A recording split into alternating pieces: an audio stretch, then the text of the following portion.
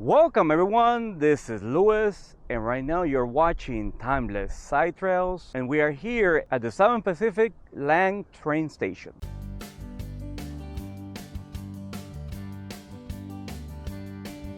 Right now we're located 10 miles west from Acton and 8 miles north of Sydmar and 16 miles north from North Hollywood.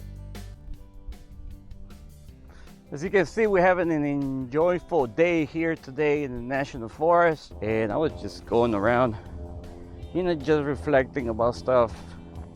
Last week my videos were a little bit messed up because the computer or the memory card got messed up, or I think so is the software, because I use Filmora to film all my stuff. Walking for a little bit, and I see a lot of people over there either making a music video for YouTube or they're just doing this for fun.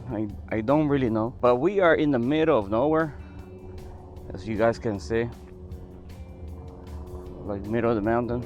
I'm going around over here and I see a party going on with music and everything. I'll show you guys right now. So this is the craziness you see in LA.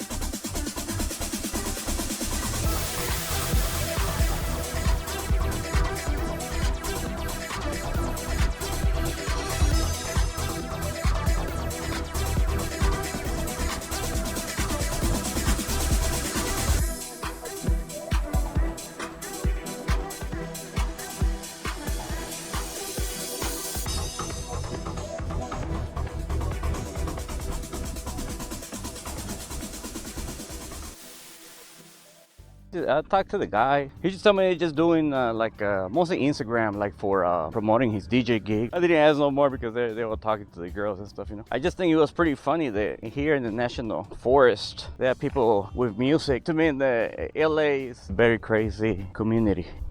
Yeah, so I was walking around here. I saw some of the polls that you guys put me that you guys want to see more about this historic train station. This train station was made from the Asian Pacific historical people. I was actually looking around because this guy with a motorcycle, he just was passing by, and then he went to by the railroad tracks towards my right. As you can see, this is the railroad tracks here in Lang, east of Valencia area, so I came all the way up here to make it. All right, so they say that here by they had like this golden spike. This place was the first connection of Los Angeles with San Francisco, the transit lines, back in 1871. This plaque is actually located near of the northeast. Former Governor John G. Downey, a leader of city of Los Angeles, worked out a deal to the Southern Pacific, build a line out of Los Angeles to join with the Southern Pacific lines, and then being built southwards through the San Joaquin Valley, connecting the Central Pacific main lines near Stockton. The location was already known Lang, as it is the place where home traders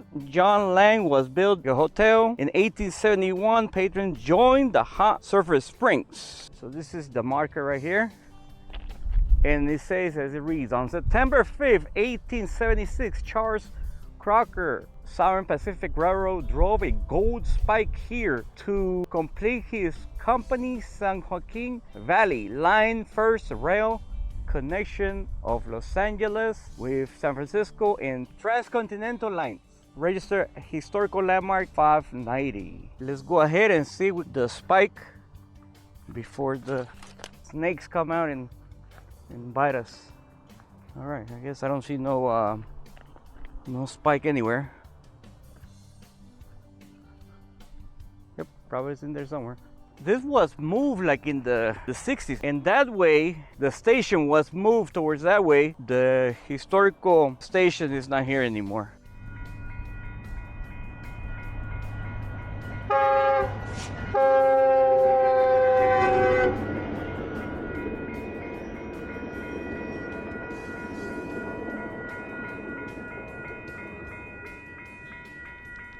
As Asian Pacific Historical Month, I decided to come over here where they left all the plaques at the Vista Canyon Metrolink station. They have all 3 plaques here, and I'm very surprised that nobody has stole them yet because they're made of bronze in original parts, and it reads as well. So 100 years ago, the camper Charles Crocker throws a spike in the Californian gold, completing the Southern Pacific Railroad, linking San Francisco and Los Angeles counties. On this Centennial, we honored over 3,000 Chinese who helped build the Southern Pacific Railroad and the San Fernando Tunnel, and their labor gave California the first north-south railway, changing the state's history. In the honor of all Chinese railroad workers, the courageous work done on the San Fernando Tunnel culminated in the Southern Pacific Railroad extension to the Southern California in 1976. Thousands of immigrants from China were recruited to work on the connection between San Francisco and Los Angeles in that year. 1 mile north of this location, the last track were laid out and a golden spike ceremony took place, and thousands of those skilled workers were in attendance. So in 1862, Congress passed the Pacific Railroad Act, in which the government committed federal funds towards the creation of Transcontinental Railroad. 2 companies, Central Pacific and Union Pacific, were selected to railroad for the Pacific Rail Lines. So at the time, there were about 42,000 young Chinese males living in California, and some had to work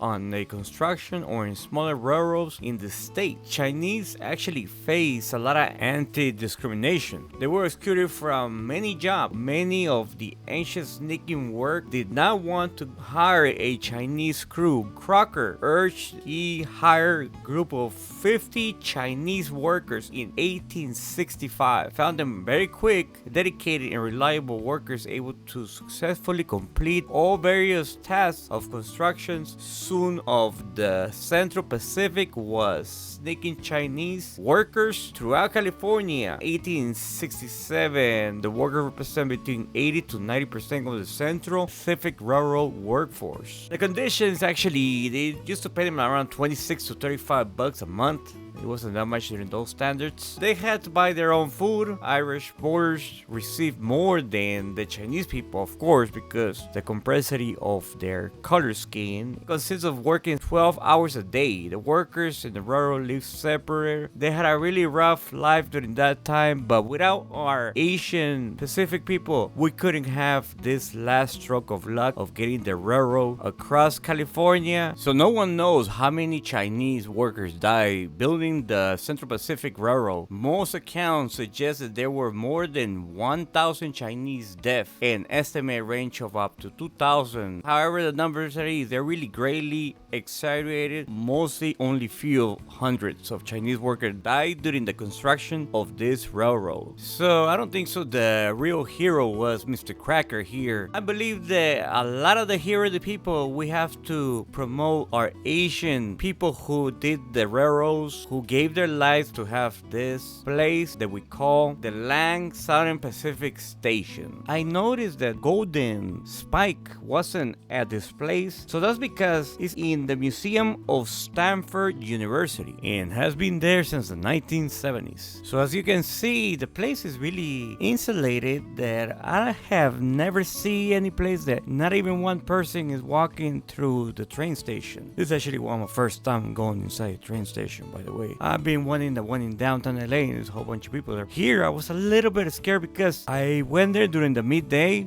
when I think it was supposed to be busy, but it wasn't busy, and I didn't see no cars passing by. I didn't see no people around. I didn't see any trains going to their schedule. And you can see right there that I was looking around, but I didn't want to stay there for long because in those type of places, I don't like to be by myself. You don't know what can happen. Now on, there's a lot of crazy people. It's not favorable. So this is the Southern Pacific Lang Station. This is timeless side trails. And all the equipment that I use to make this video, all the links are below. Remember, I'm a real estate agent in California, and if you'd like to see another of my videos, click here or click there. Thanks for watching, and until next one, bye.